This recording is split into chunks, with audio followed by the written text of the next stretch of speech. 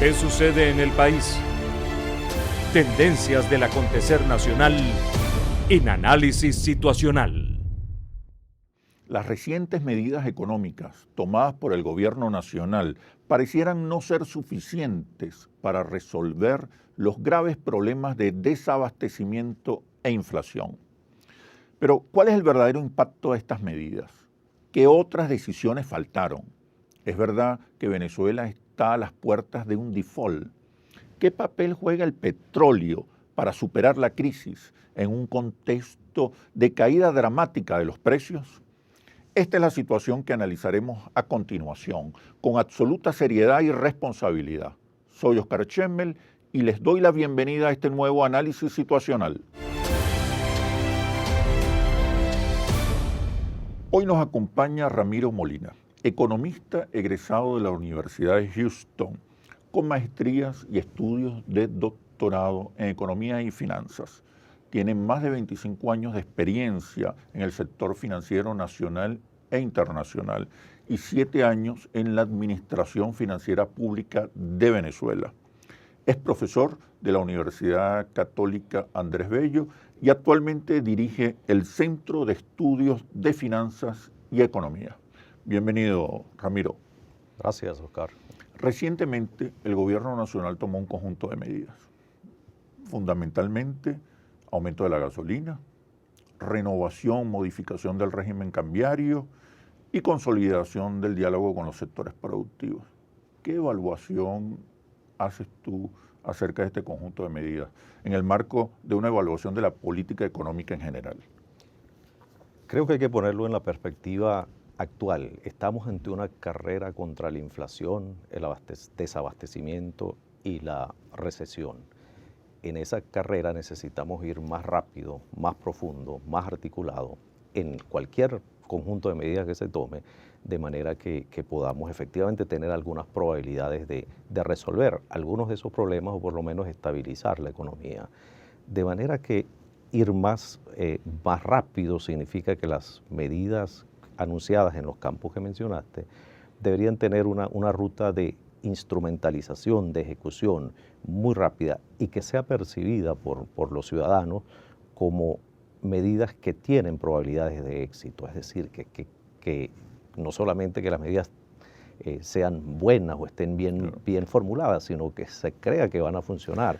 Fíjate que las medidas cuentan con apoyo mayoritario, pero no mejoran las expectativas con relación al porvenir económico. Creo que eso es una buena manera de poner lo que trataba de decir.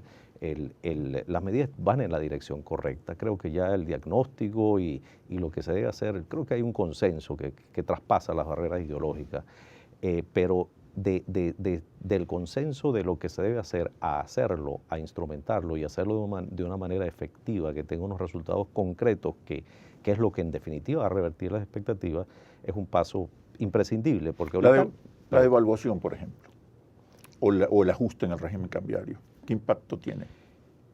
Ese es un buen ejemplo de cómo se desperdicia algo de pólvora que es muy necesaria para estas correcciones que necesita nuestra economía.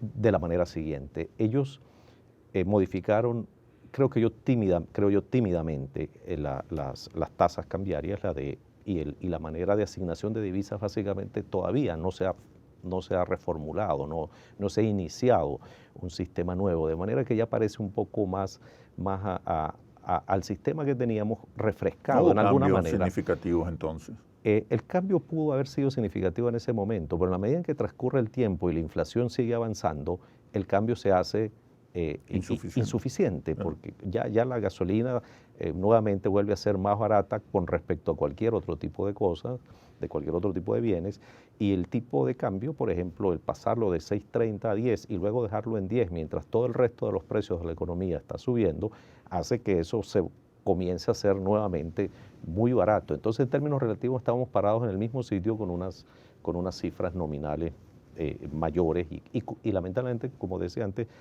sin detener inflación, por ejemplo, y sin corregir lo sustancial. Es decir, el gobierno va a recibir más recursos porque va a vender dólares más caros, pero esos recursos van a poder comprar menos cosas y van a poder pagar menores sueldos en términos relativos, de manera que estamos parados en el mismo sitio y posiblemente más atrás, y estamos pagando los costos de esos ajustes sin disfrutar los beneficios. ¿Qué faltó? ¿Qué faltó en el conjunto de decisiones que tomó el gobierno nacional? Pero la respuesta, por favor, cuando regresemos de los comerciales. Ya venimos. ¿Qué sucede en el país? Tendencias del acontecer nacional en análisis situacional. ¿Qué sucede en el país? Tendencias del acontecer nacional en análisis situacional. Te preguntaba, Ramiro, ¿qué faltó en el conjunto de decisiones que tomó el gobierno nacional? La devaluación es insuficiente. De un dólar muy barato, de un dólar baratísimo, pasamos a un dólar muy barato. El aumento de la gasolina se lo chupó la inflación. ¿Qué faltó o qué está faltando en la política económica del gobierno? Creo que se hace evidente que medidas aisladas, aunque tengan sentido y vayan en la dirección correcta, se van a hacer insuficientes muy rápido si no están inscritas en algún plan estructurado que apunte a estabilizar la economía. Estabilizar significa detener el crecimiento de la inflación, ponerle un piso a la recesión, a la contracción económica que estamos viviendo para poder reimpulsar alguna ruta de crecimiento en algún momento, pero eso que significa en definitiva tener objetivos concretos de inflación y de abastecer nuevamente los anaqueles en el país, parece que evidentemente está ausente. Es decir, la conexión entre la dirección de ese tipo de medidas, es decir, de corregir los precios relativos, por ejemplo, y el tipo de cambio, el dólar es un precio más en la economía. Volver a los precios relativos significa la proporcionalidad que debe tener un bien con respecto a otro. Es decir, que nada sea evidentemente más barato que otro y distorsiona entonces los patrones de consumo, de asignación. Pero los precios también son importantes porque el precio, tenemos ya varios años con productos que han ido rezagándose ante una inflación que crece desmesuradamente.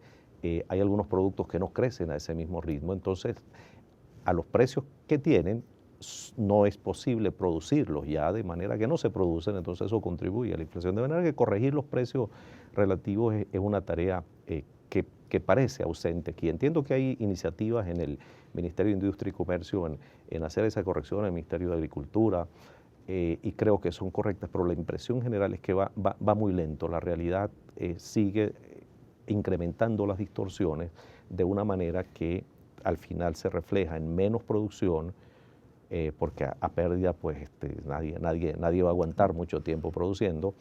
Menos producción significa menos consumo, menos demanda, menos crecimiento, menos empleo. Y en ese ciclo, en esa tendencia, no se ve nada en el horizonte que revierta, de manera que cualquier medida que se instrumente, que no esté inscrita en un plan para estabilizar inflación, estabilizar el tipo de cambio, eso significa darle la cara a ese dólar paralelo también. Establecer el valor verdadero de la moneda. Ciertamente, y que además sea estable, sea creíble por el resto de ¿Qué la hacer población? para elevar la producción? Ha caído un 25%, ¿no?, en los últimos 2 años.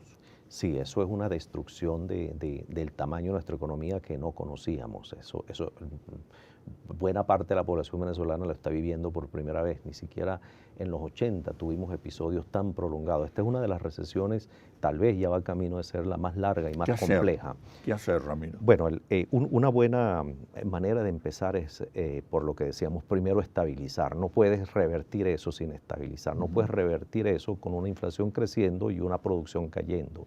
Tienes que estabilizarlo para revertir la tendencia. Y eso significa lo que mencionábamos, corregir el sistema de precios relativos, es decir, evitar esos rezagos que desincentivan producción sin que eso afecte el nivel de consumo ni el nivel de ingreso real de la gente. Eso significa tener políticas compensatorias y de subsidio para la población mucho más eficientes, mucho más directas, mucho más transparentes, de manera que la calidad y la naturaleza misma del gasto público debe revisarse, porque no estamos en un episodio cualquiera, estamos en lo peor de los dos mundos que hemos conocido, inflaciones que no tenemos referencia de nuestra historia y una recesión tan compleja y de esta magnitud, que por cierto no comienza con la caída de los precios petroleros, comienza antes. La caída de los precios petroleros le da un impulso contractivo muchísimo más fuerte, de manera que ya teníamos señales de que la economía estaba generando algunos desequilibrios, algunos problemas, aún con precios del petróleo alto. Y eso creo que tiene que ver con... ¿Qué papel jugaría la empresa privada?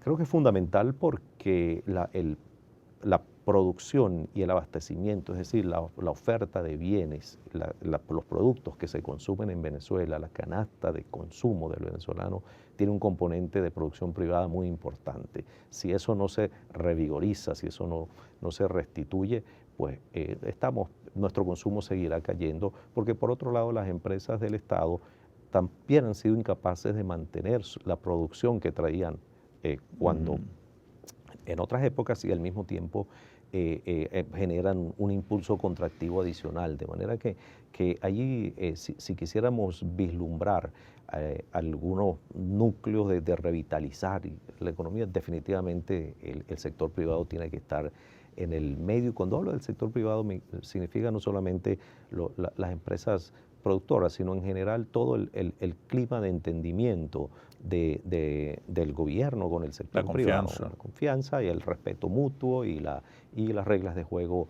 transparentes y claras, las regulaciones que incentiven la producción. Una verdadera concertación con el sector privado a la hora de tomar decisiones. Creo que la situación en la que estamos ahorita amerita eso como un esfuerzo imprescindible. Volvemos a escuchar rumores de default, de impago en los compromisos de la República. ¿Qué nos puedes decir acerca de eso? ¿Realmente el país está a punto de dejar de honrar sus compromisos como siempre lo ha hecho? Desde el año 2014 comenzó una matriz muy fuerte de una buena parte de los analistas internacionales y locales y agentes de mercado que reforzaron una matriz que tomó cuerpo muy rápidamente de que Venezuela estaba entrando a un episodio de incumplimiento. Estoy hablando del 2014, hace 2 años, cuando el petróleo todavía estaba alrededor de 100.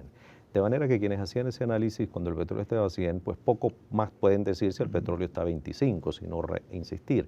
Ahora, lo curioso es que han pasado 2 años en estas circunstancias ya y el evento no se ha producido. Recientemente se honraron los compromisos. Así es, y se han estado honrando de manera puntual y ordenada y eso debería dar una señal de entendimiento de este problema distinto, tanto para el mercado como para el propio gobierno, que es el pagador. ¿Qué está pasando realmente con la deuda? Creo que ese es un problema financiero que se ha manejado financieramente y debería seguir manejándose como lo que es, un problema estrictamente de manejo financiero. Concretamente el episodio en el que estamos ahorita es el siguiente. Venezuela, como emisor soberano de bonos soberanos, pagó en febrero el Venezuela 16. ¿Pagó la deuda? Pagó lo que se venció en febrero. Este año, Los compromisos de capital y tiene un ritmo de pago de cupones de intereses que está dentro de lo manejable aún a estos precios del petróleo.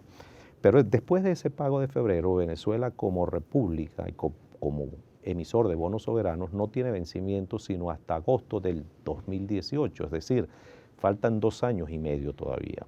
De manera que hablar de un default soberano, y además el peor de los defaults soberanos, como lo califican algunos, que sería el que vaya a ser Venezuela, si es que lo hace, no tiene mucho sentido. Yo creo que este es un episodio que se puede poner con relativa facilidad en el pasado. Deberíamos superar este episodio y eso implica lo siguiente. Estamos a partir de ese pago de Venezuela en febrero, entonces en el año 16-17, ante un episodio que es netamente de compromisos de PDVSA.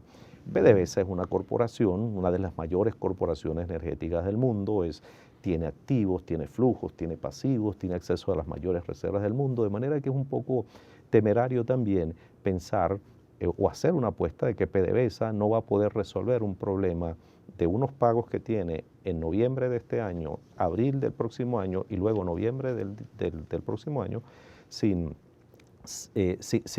que cuente con capacidad o gestión suficiente como para resolver algo que parece relativamente pequeño para la magnitud de la gestión financiera que hace PDVSA y además una corporación que tiene una serie de activos en el exterior y una serie de asociaciones y convenios internacionales que le da un menú relativamente amplio de posibilidades de resolver este problema. No creo que haya en la historia de las finanzas internacionales un episodio semejante donde hay una apuesta tan grande de que una empresa de esta magnitud no va a poder resolver eso, y creo que es porque hay una distorsión donde se le equipara a una empresa que no tiene activos, que no tiene flujos, que no tiene producción y que además tiene una gerencia absolutamente incapaz de resolver situaciones como la que está. Creo que es una apuesta extrema Forma parte de una campaña internacional de descrédito.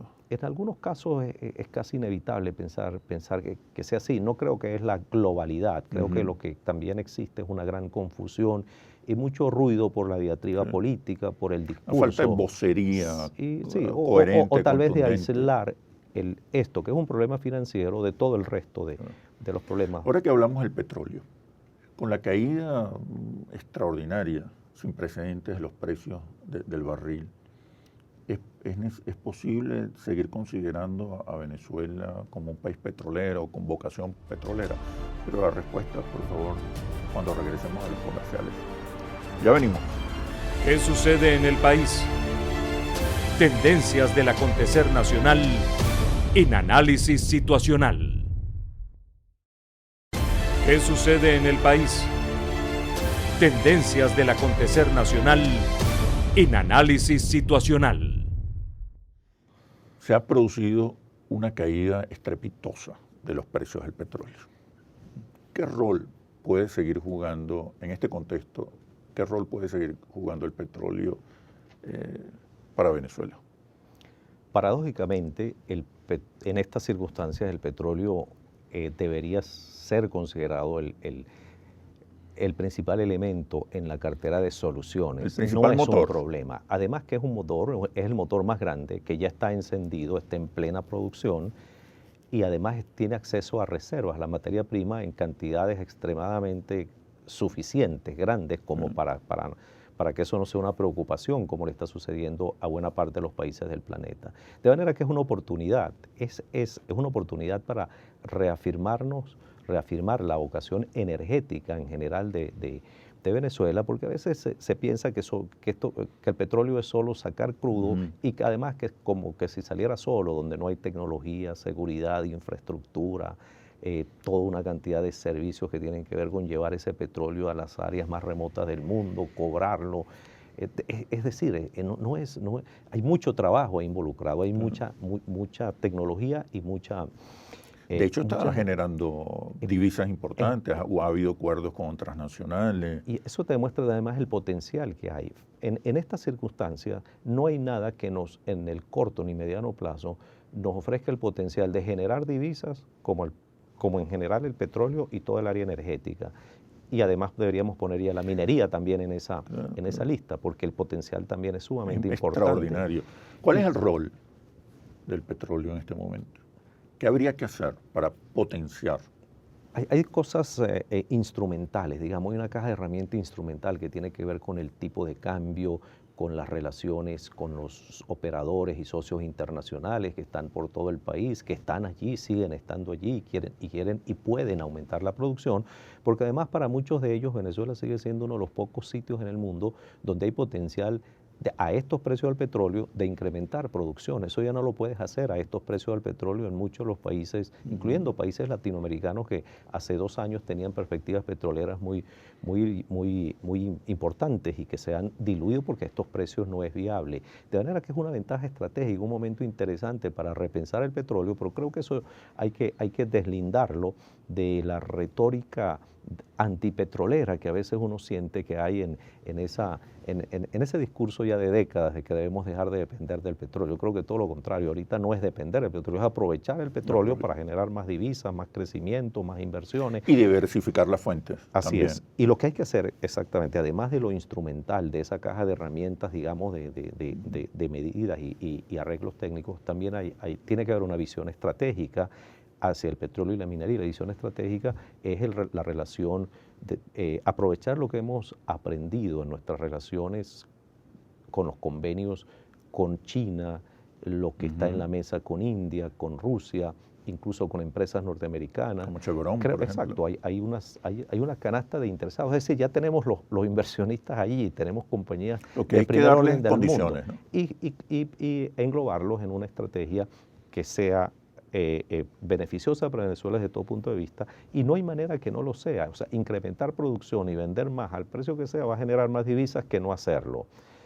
De manera que esto suena un poco contraintuitivo con la retórica, con el discurso antirrentista, antipetrolero, pero creo que si quitamos un poco esa discusión, que a veces es casi que epistemológica, ¿no? Y no llegamos a una visión mucho más pragmática, concreta, de cómo podemos generar divisas, inversiones en el corto plazo, y además cómo podemos aprovechar un recurso que ahí lo tenemos, cómo lo monetizamos.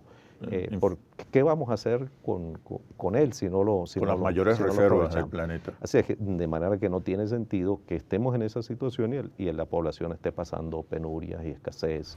Bueno, Ramiro, muchísimas gracias por este análisis situacional. Y ahora las conclusiones. Ya es hora de definir un horizonte económico claro y certero. Hay que ir más rápido, más profundo y más articulado. Hay que tomar medidas concretas y contundentes contra la inflación y para elevar la producción. Definitivamente no hay riesgo de default.